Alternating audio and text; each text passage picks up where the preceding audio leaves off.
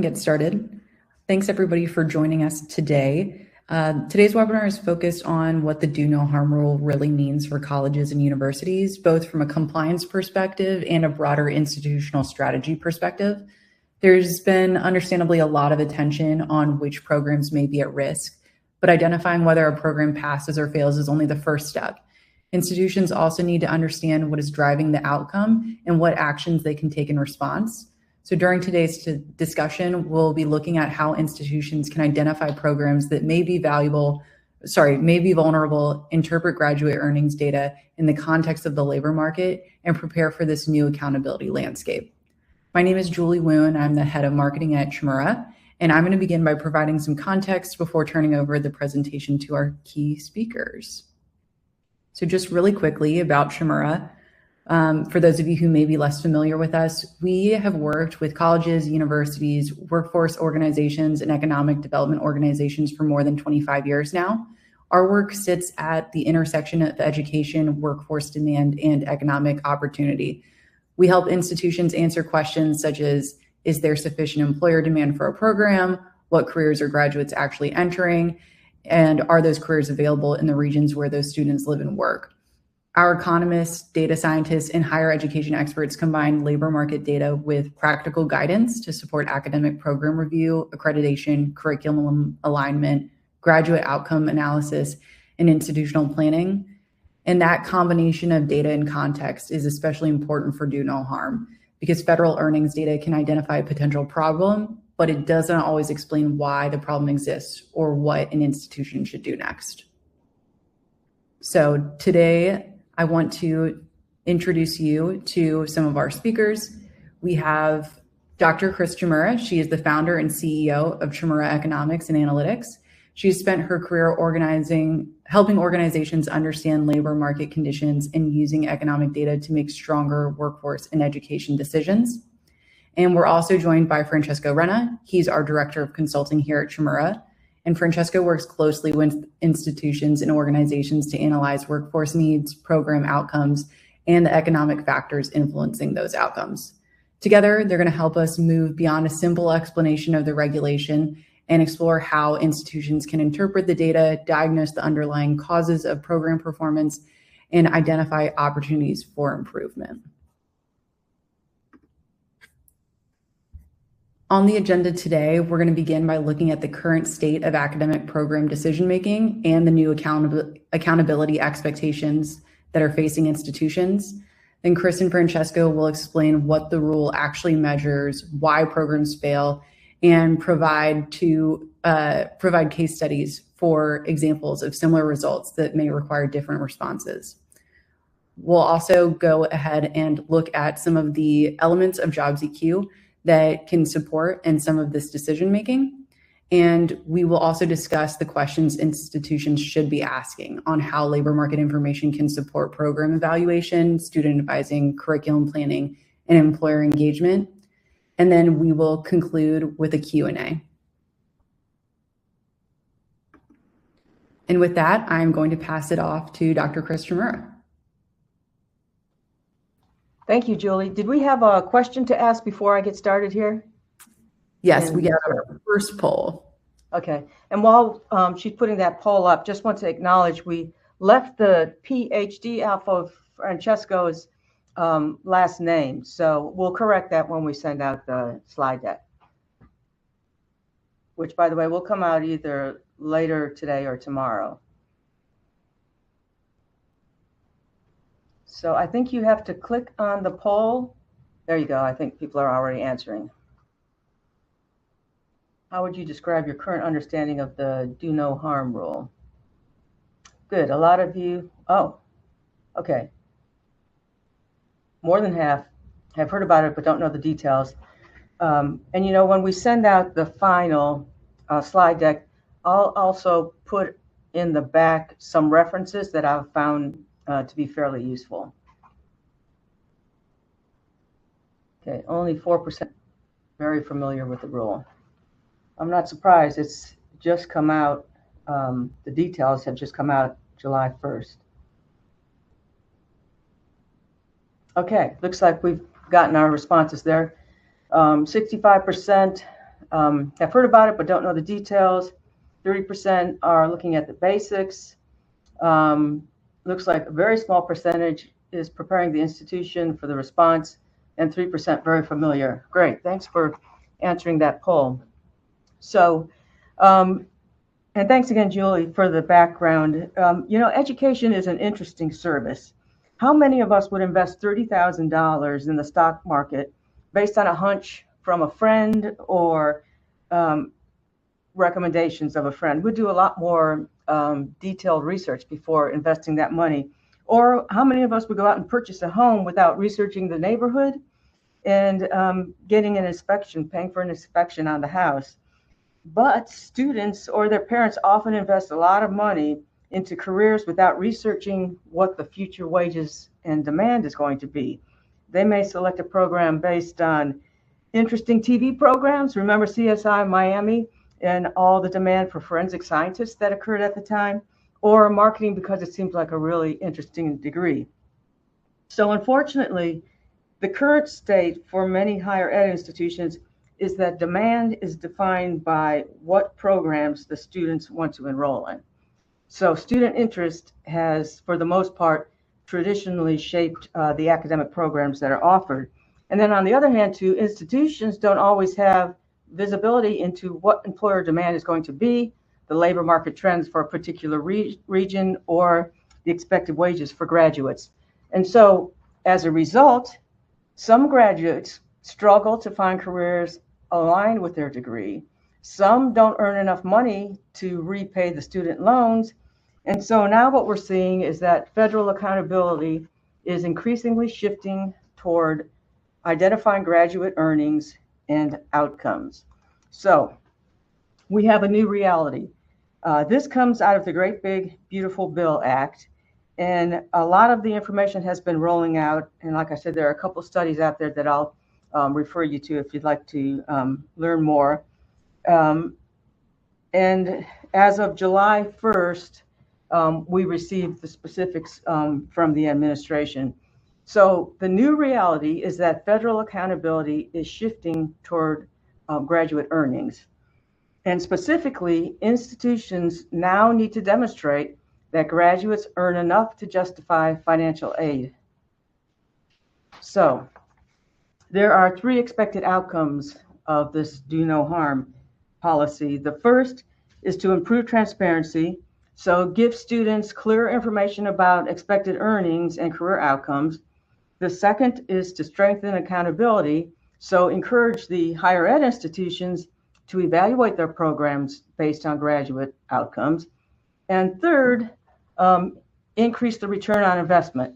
So make sure the graduates can find successful careers, make sure that the taxpayers are getting a return on their investment as well, because the students find jobs and they're able to pay back their loans. So as I said, the do no harm rule was finalized on July 1st of this past year.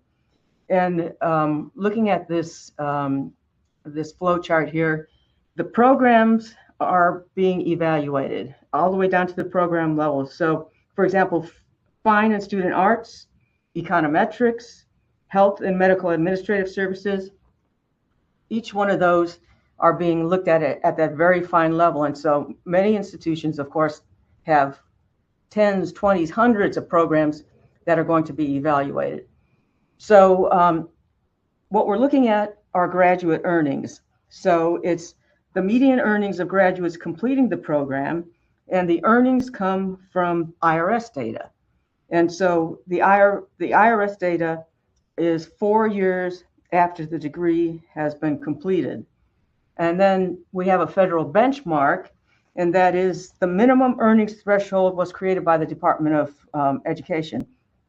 So if you're getting a BS degree, then 4 years after you graduate, you need to be making at least as much as someone who would have gotten a diploma from high school.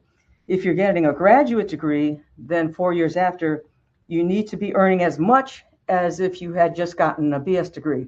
So the whole idea here is do no harm, don't make a student worse off, don't make a graduate worse off than that person would have been if they just went into the workforce after high school or they went into the workforce after getting their BS degree.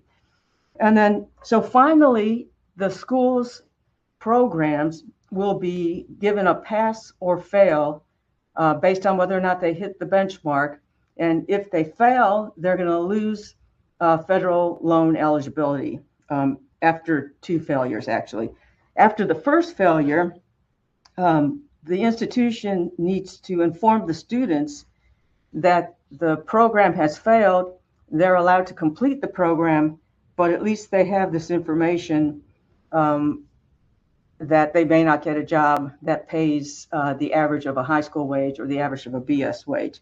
So again, the idea is that if students are going to take 4 years of their time to go to college, they need to be better off than they would have been if they had just graduated and gotten a high school degree. And there's a lot of details around that that I'm not going to go into more specifically, but again, we can point you some studies that will help you there. So now we have another question that we're going to go ahead and ask. If you would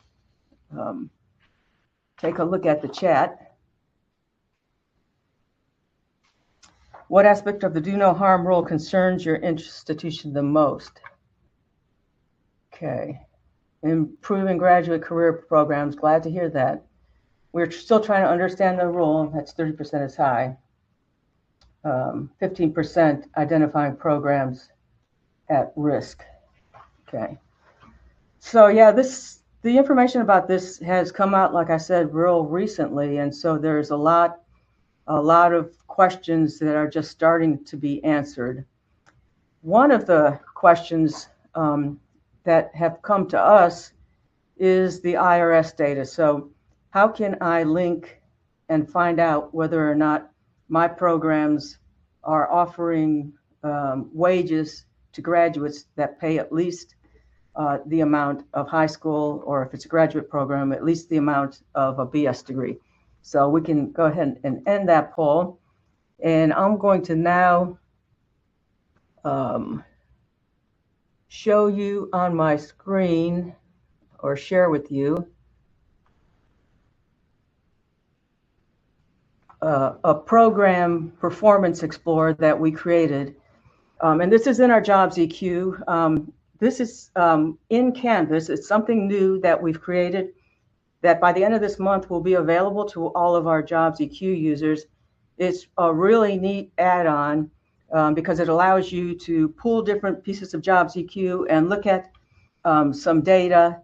And here what we've done is we've created the data from the federal government using IRS data, what we've called the Program Performance Explorer.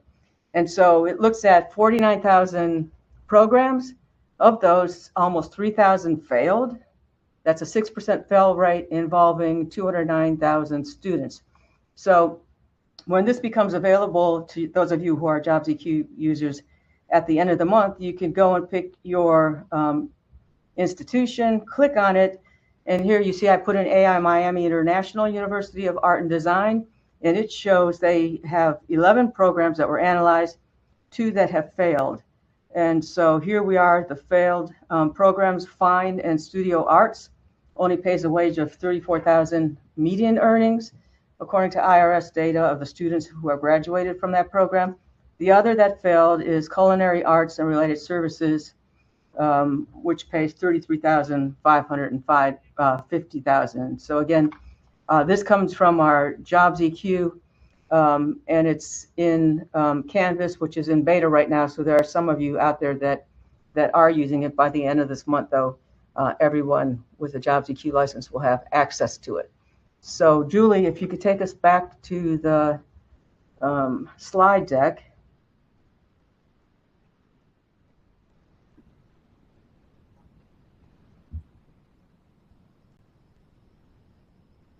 Okay. Okay, let's give Julie a minute to get us back there. There you go. Thank you very much. Mm-hmm. All right. So now this is where I think the program webinar really gets interesting.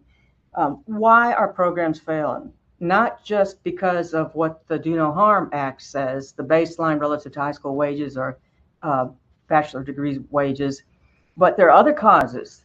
It could be it's a low-paying occupation, maybe something like teachers. It could be weak employer demand, or it could be that graduates are not getting jobs in the field in which they were trained. There could be a geographic mismatch or poor connections to employers. So with that, I'm going to turn this over to Francesco Renna. Thank you, Chris. And let me tell you that I joined Chmura 3 years ago, but I come from most of my professional career being higher education. I was a university professor, associate professor of economics. And so this topic is very dear to me. Also, this is my personal view, does not reflect Chmura's opinion, but I think this is going to stay. It's not going to go back to pre-OBBB, OBB being the one big, beautiful bill.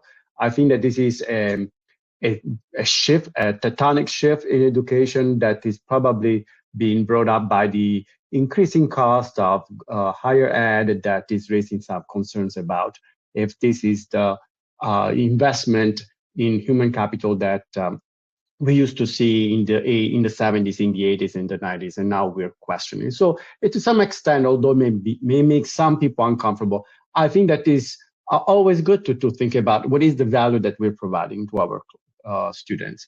And I noticed during the registration, there are some people in the audience that are actually from the case studies that I'm going to present. I want to make this disclaimer. This is pure coincidental. I'm just trying to illustrate how you can use data to inform decisions, to react to a reality that, again, I think is here to stay. So we're going to look at the different reasons why a program may fail. And I like from the last poll that there's some of the concerns that you guys have that are exactly what I was going to present. And so I hope that I'm providing some clarification to respect to why some programs are failed, why some programs may be at risk. What do we do when we don't have enough information to make evaluated guesses about, am I moving the right direction?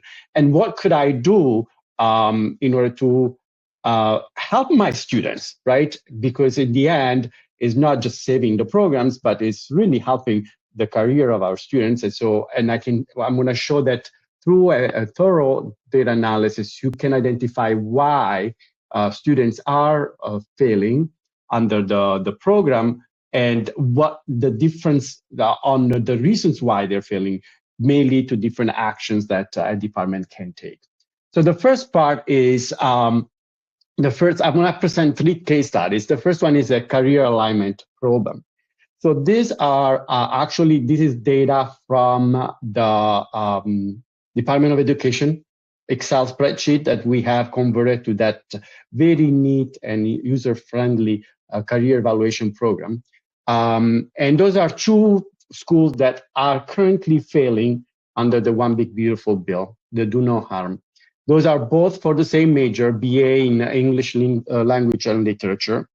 And they're both related, they're both in the same geographic area in Indiana. One is Indiana University Northwest, so it's a satellite campus of Indiana University. The other is the satellite campus of Purdue University. And as you can see from the chart in front of you, Purdue University Northwest is just barely missing the target by $500, but still it is missing the target. It is below. So according to the rule, they're failing. The problem for Indiana University seems to be a little bit more severe. They're almost $5,000 short of their target. So why? The question is why? What is the problem? Is it that why is the program failing the students? Is the issue in the program itself, or the problem is post-graduation? So it was surprising to me that these 2 programs were failing, because we know that the demand for teachers in Indiana is very strong. If you look at the middle column, the one that is called annual supply gap, anything that is in red indicates that there is a shortage. So actually in this case, although usually red is bad, in this case actually red is good, because that means that there's high demand for that occupation, or another way of saying that the demand for that occupation is higher than supply. So you can see that Indiana has a strong demand for elementary school teachers at different levels. And then if you look at the last column, those are the wages paid in Indiana, and they are all above the threshold.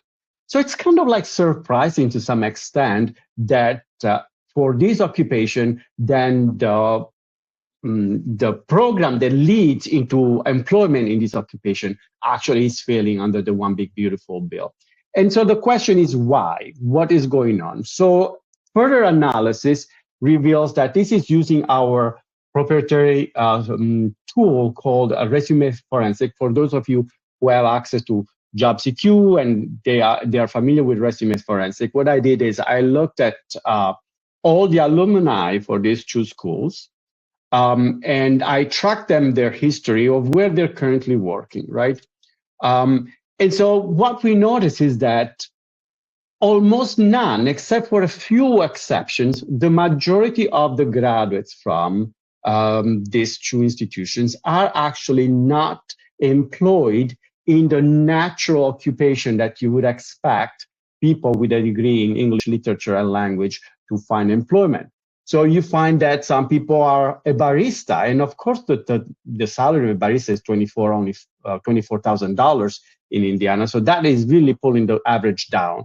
There are some assistant managers, maybe at a supermarket, again, wages of 31, pulling the wage down.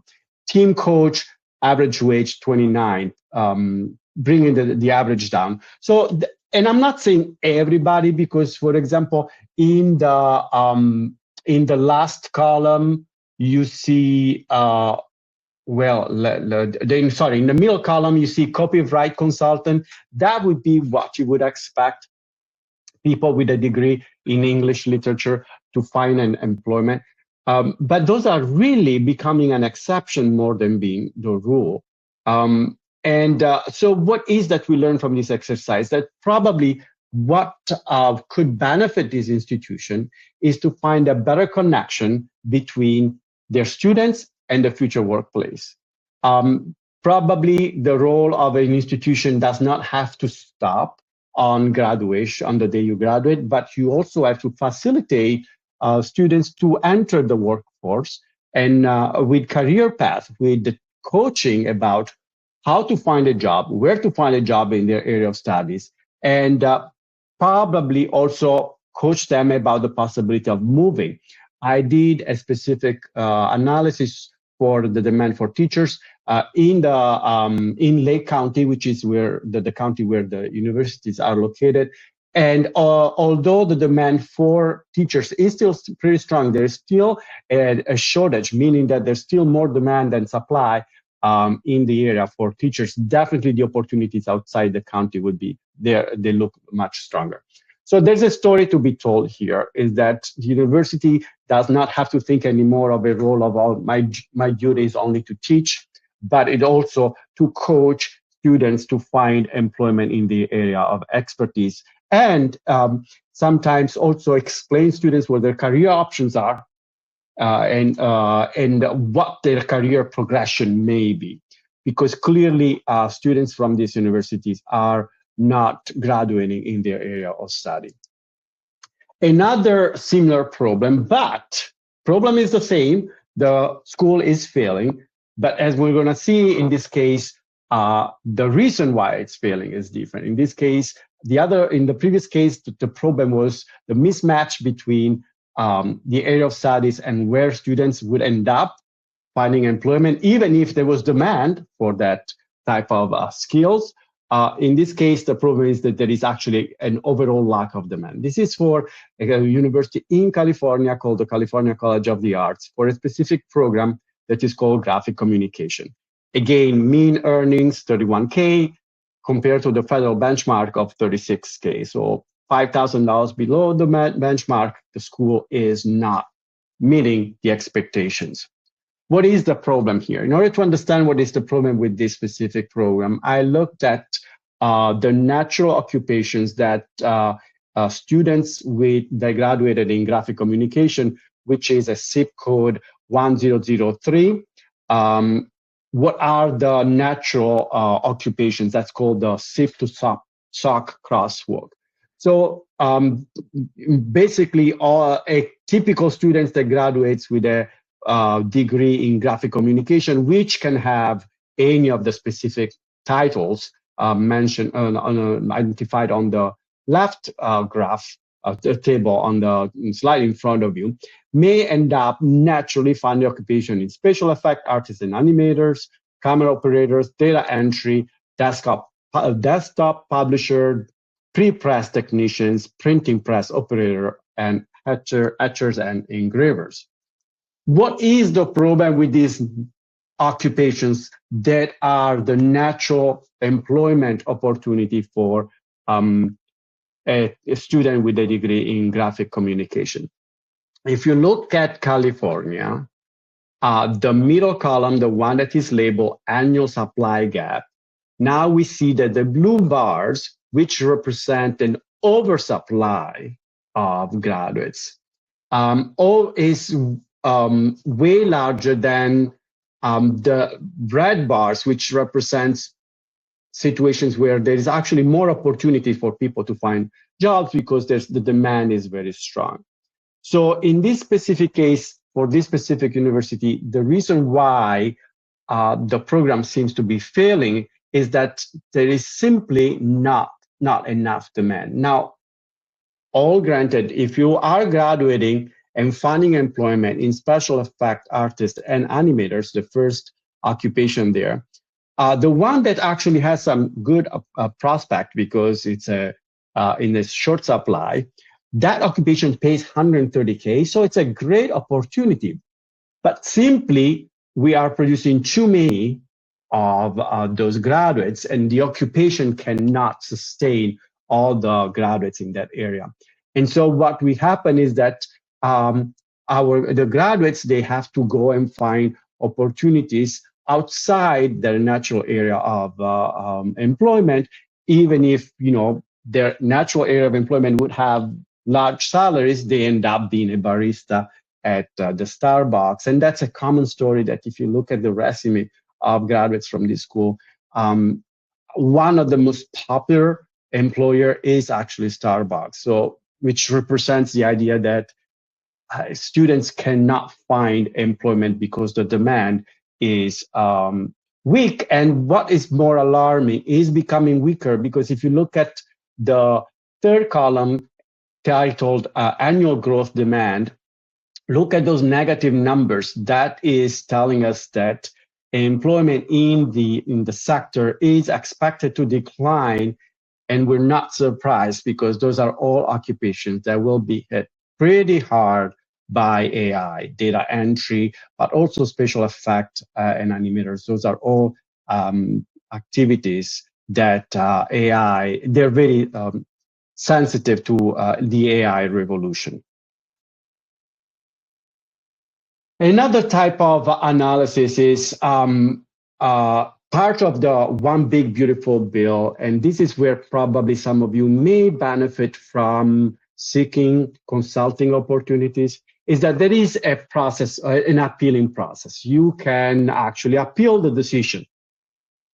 And we have identified one of the possible way that you can, if you're failing, you may appeal the decision. And this is going to be a situation where it will, to me, in my mind, affect mostly community colleges, which are actually from the introduction at the beginning. I noticed that there's a larger portion of you guys are from community and technical colleges.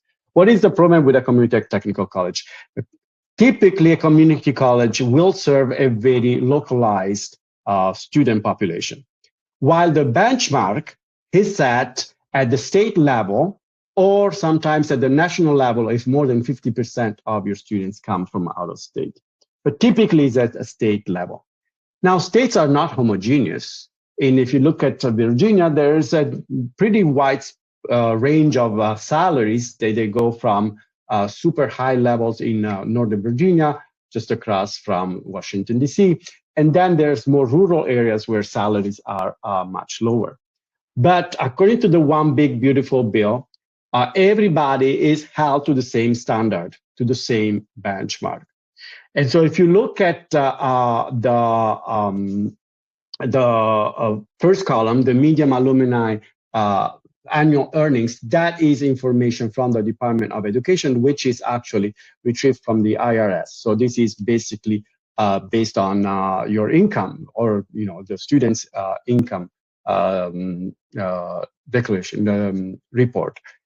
So those are actual earnings.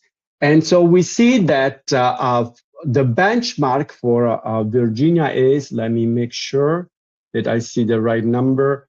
Virginia is $3,500,969. So basically $36,000. That's the benchmark. Any of the community college for this program, which is an associate degree in mental and social health services and applied professions, any of the community colleges that does not meet that standard of $36,000 fails. And we have that a few of the community colleges would fail, currently are failing under that standard. However, the cost of living, as I mentioned earlier, in rural area is not the same as in urban areas, and therefore it would be unfair to treat community colleges located in regions that pay lower salaries to the same standard as university or community colleges that pay higher. They live in regions that pay higher salaries.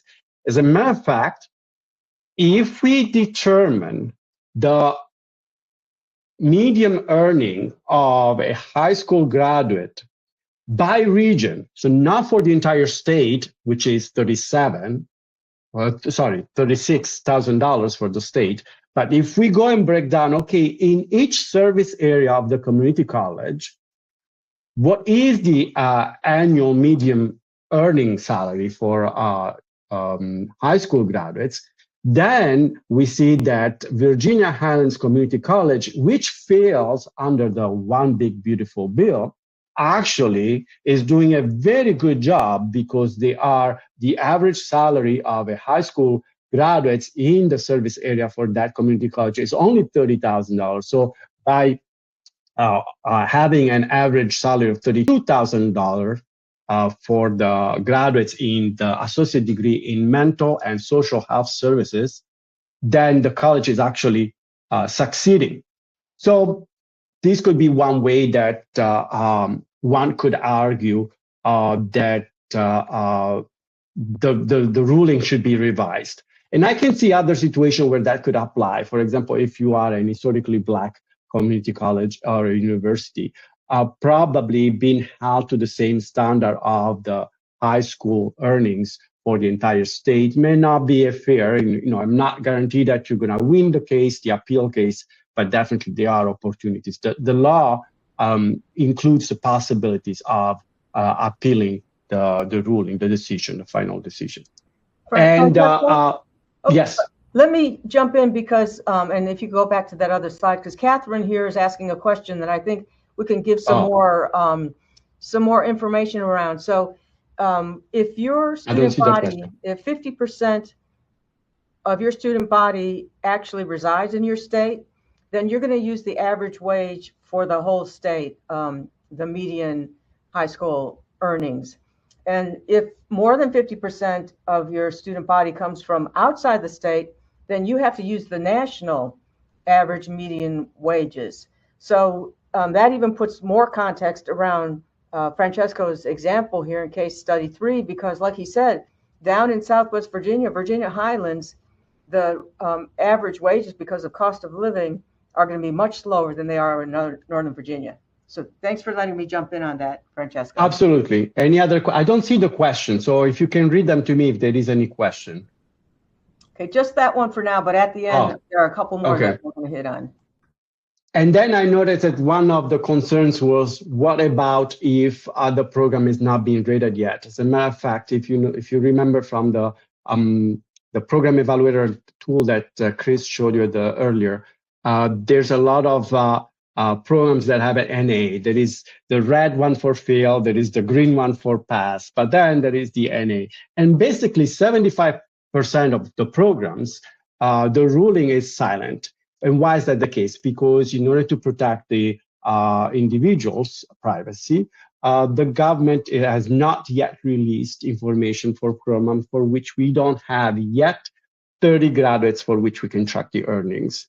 Because we want to make sure that we don't track down how much people are actually making.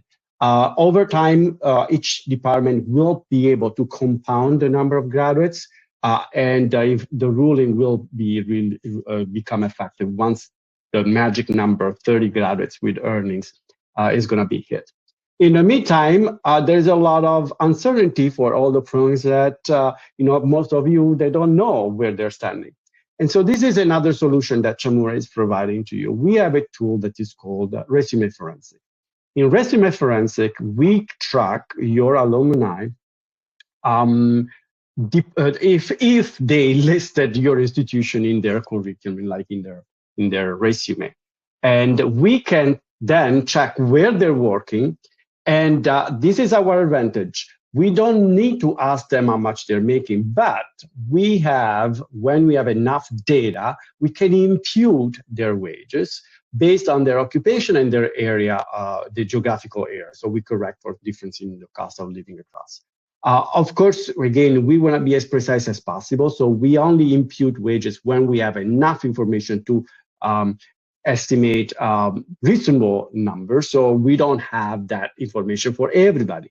But this is the example of the Department of Economics of a Midwest university that is currently NA, the program that has not, the government has not been able to track down information for 30 graduates between the two academic year 2017 to 2018 and 2018 to 2019. Those are the two cohorts that have been tracked so far. So as we're going to add more cohorts, most likely this program will also be rated eventually. But in the meantime, if you're one of these 75% of all the programs that don't know, and you're nervous, we're providing some solutions. These are, we track them where your alumni are, and we know that in the benchmark for this institution would be $34,000, $880. So let's say $35,000. Let's round it up to $35,000. But we know that the alumni of this department are on average making, it's not mean, the mean is about shy of $72,000. So this program, we can conclude, is pretty safe. The outlook is pretty safe. And the nice thing about doing this analysis early is that if you find yourself to be in borderline, you can be proactive in order to improve your chances that your students will earn salaries that will bring the program in the passing range. And again, this is where the consulting services at Chmura can help you to define strategy, because the first step is to identify why is it failing. Are you failing because your students are not finding employment in their area of expertise? Even if salaries are high, they end up working in other fields. Or is it because the demand is weak? And how you react to this to different situations will determine the success of your program. This is what I have for you. So I'm gonna lead back to Julie, who has another poll question for you, I believe. Yes. So we put up just a minute ago, I think most people have submitted their answers. If you could answer one question about your institution today, what would be most valuable? And it looks like the predominant answer is which programs are most at risk, which aligns with some of the kind of commentary we've seen in some of the other polls. But as Francesco alluded, we've talked a lot today about, how institutions can actually answer these questions before they become compliance issues. So you notice that in all of these case studies, they required more than just federal earnings data. The earnings data tells you what happened, but making better decisions requires understanding why it happened. And that's where labor market intelligence becomes really valuable. So With JobsEQ, you can start by selecting the academic program that you want to evaluate, and from there you can map the program to the occupations graduates are most likely to enter. Once you know the occupations, you can answer a series of important questions, such as, are employers actually hiring for these occupations? What are graduates likely to earn in your region? How many job openings are projected over the next 5 or 10 years? And are graduates ultimately finding employment and careers related to what they studied? So those answers provide context that federal accountability data alone can't provide. And one example being, if wages are low, is it because the graduates are entering traditionally low-paying occupations, or are they leaving the field altogether? If demand appears weak, is that a national issue, or is it specific to your local market?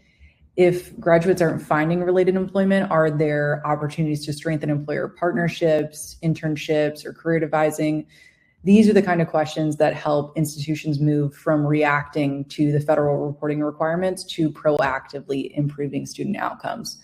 So ultimately, the goal isn't simply to avoid failing a federal benchmark, but the goal is to graduate students into careers where they're successful and give institutional leaders the data that you need to make competent decisions about programs, investments, and student success.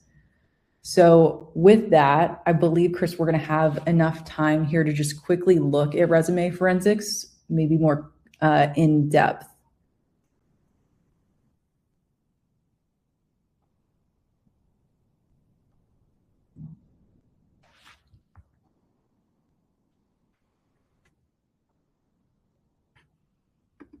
So, Chris, are you there? Sorry, so I had myself turned off.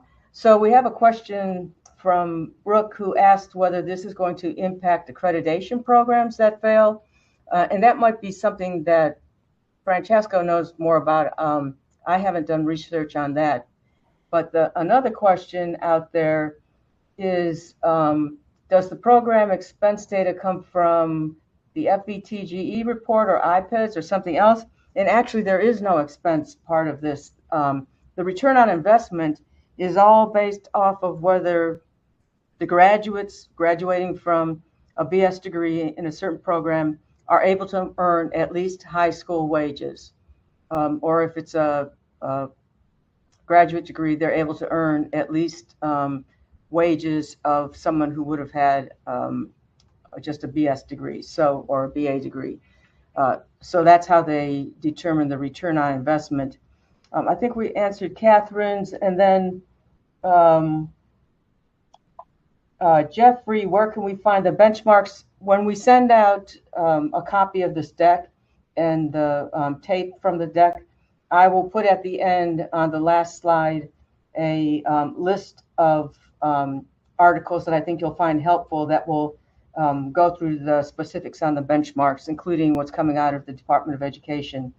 And then one more question from Rachel and Francesco. I'm not able to answer this, but maybe you can while I bring up JobsEQ.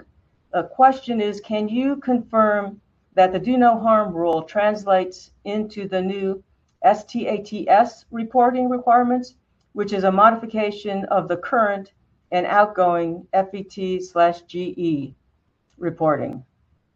I am not sure. I will do some research, and then Rachel, I'll get back to you. If you can email me after the presentation.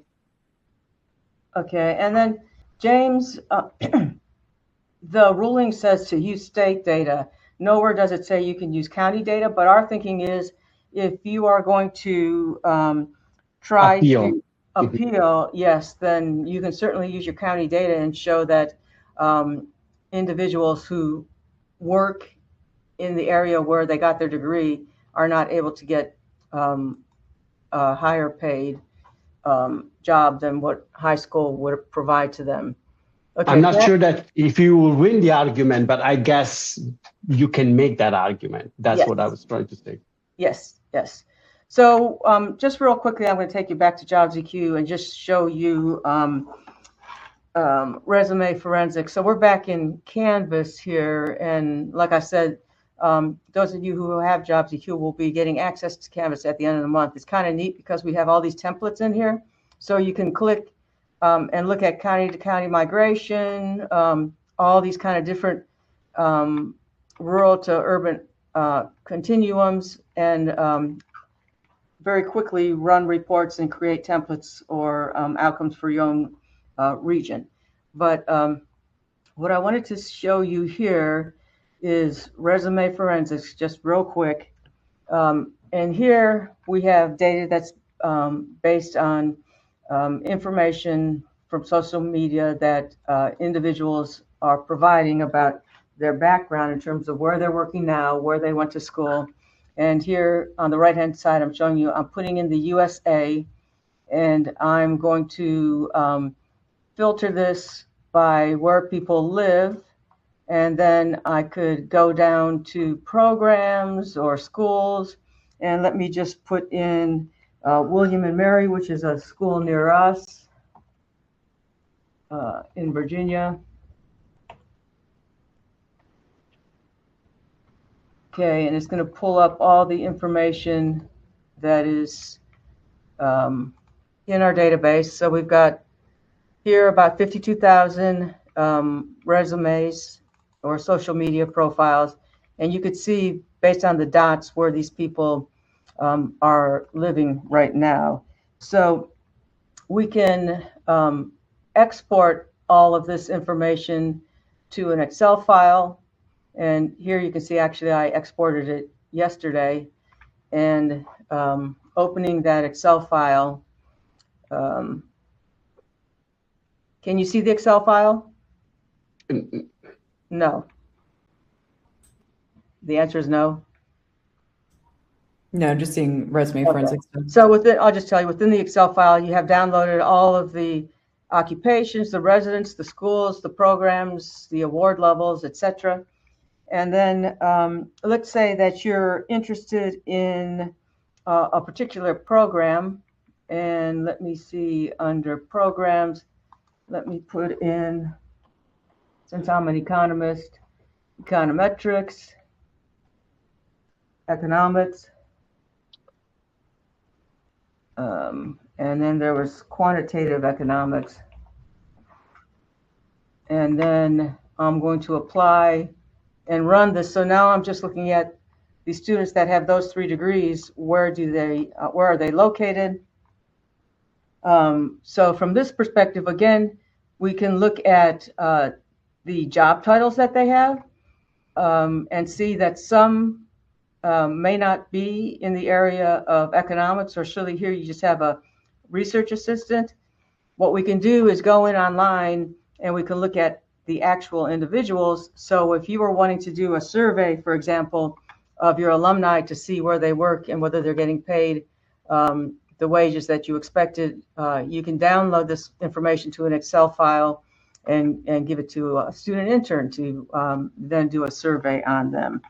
So that's a quick overview of resume forensics and how you can use that when you're looking at the do no harm.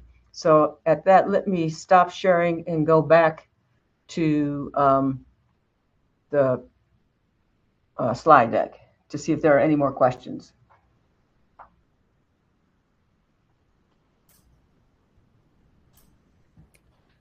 And we've got one more poll for everybody.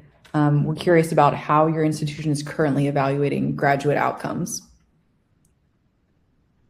So we'll give you guys a few seconds to answer that. While people respond to the poll, I will respond to Catherine. The only degrees will be rated. So certifications are not part of the One Big Beautiful Bill. So an associate degree, yes, at a community college, but not a certificate. That's not how to earning test.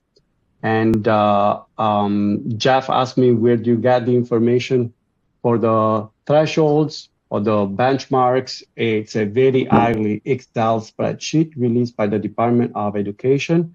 That is what we have used to actually create that interactive toolkit for evaluating if a program is currently passing or failing according to the rule. I can email you that Excel spreadsheet if you want to know it. And that spreadsheet will also specify if the program has targeted to the state or the national benchmark.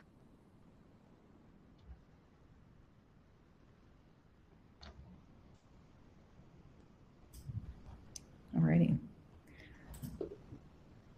So looks like the results from the poll is that many of you answered internal reporting and institutional data, but also labor market data plus institutional data was a second response. So just to kind of wrap us up here as we come to the end today, we've got a few questions that institutions should ask to really understand what's happening. The first is, are graduates entering occupations that are actually related to their programs of study? If they're not, that could point to a career alignment issue, a need for stronger advising, or disconnects between the program and the opportunities available to graduates. Institutions can also ask which occupations offer stronger wage outcomes. So a program may connect to several different career paths, and those paths may vary significantly in terms of earnings, demand, and long-term opportunity. Another is whether employers are hiring. So even when an occupation offers strong wages, graduates may still face challenges if the regional labor market has limited openings or an oversupply of workers. And geography matters as well. As graduates are located in the same places where these opportunities exist, a program may align well with national demand, but perform differently if students are entering a weaker local or regional market. And finally, could stronger career guidance improve the outcome? In some cases, the issue may not be the program itself. Students might also need clearer information about occupations connected to their degree, the skills employers are seeking, and the pathways that offer the strongest opportunities. If you're able to answer these questions, really sets you up to be able to better identify a problem and diagnose the cause. And once you understand the cause, you can begin identifying the right response. And that brings us to the larger opportunity. The immediate pressure may be for compliance, which we're aware of, but institutions can use this moment to build stronger, more continuous approaches to program evaluation and student success. So instead of just waiting for the federal data to identify that a program is at risk, you can use the labor market and graduate outcomes information to evaluate programs earlier and more regularly. And that may mean improving advising so students better understand the careers connected to their programs. It may mean strengthening employer partnerships to create more internships or work-based learning opportunities and clearer pathways to employment. And it may also mean aligning curriculums more closely with the skills and occupations that are growing in the labor market. So the goal is not just simply to protect a program from failing a benchmark, but to create a feedback loop where you can continually evaluate outcomes, identify gaps, and make more informed adjustments. I think we've got a few final questions that have come through here before we wrap up, and also just want to make one final call as we've got 5 minutes left. But Chris or Francesco, from Jeffrey, how do we handle the tension between regional labor needs in low-paying fields? We need phlebotomists, and early childhood educators, but their pay is low. So from my research while preparing for this webinar, I never found that low-paying fields were below high school graduates' earnings anyway. The reason why a program would fail is, so there are definitely degrees that they lead to lower paying career opportunity, but they were always above the threshold of the earnings. The problem where the program was really failing the rule was always because graduates did not find employment in their area of studies. If graduates found employment in their area of studies, their earnings were always, they may not be like extremely high, but they would still be higher than high school graduates. The issue was when you end up being, somebody with a bachelor degree working at Starbucks or a clerical job or in a retail establishment. That's where the earnings of that individual penalize the overall performance of the program. Yeah, and Francesco, I think that really points toward the importance of alumni centers or having individuals at the colleges help students connect to the businesses in the region to get the jobs that they were trained to be in. And to advise them about what their career opportunities are. And so having, a career ladder explained to students so they can see, they can map, but not waiting until the last year, maybe in the third year. And also, I think that's also what an implicit insight from this presentation is, kind of introducing in your classes, building a LinkedIn page so that you guys can benefit from tracking your own students over time if they have an active LinkedIn page.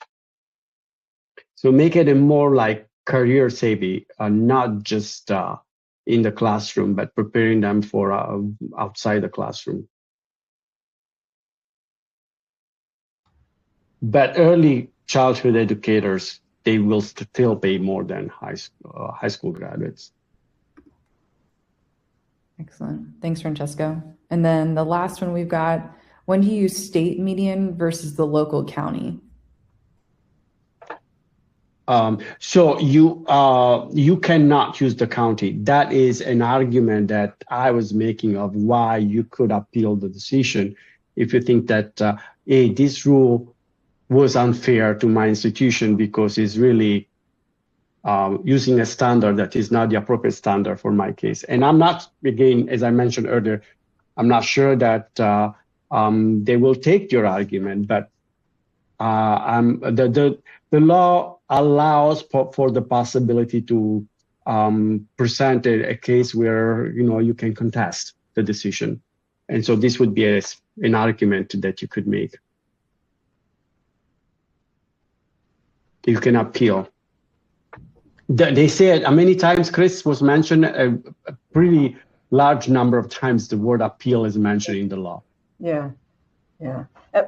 Julie, maybe thank you for hosting this. If maybe we can, since we're at the 3 o'clock hour, let people know how they can get a copy of this if they'd like to have it for the future.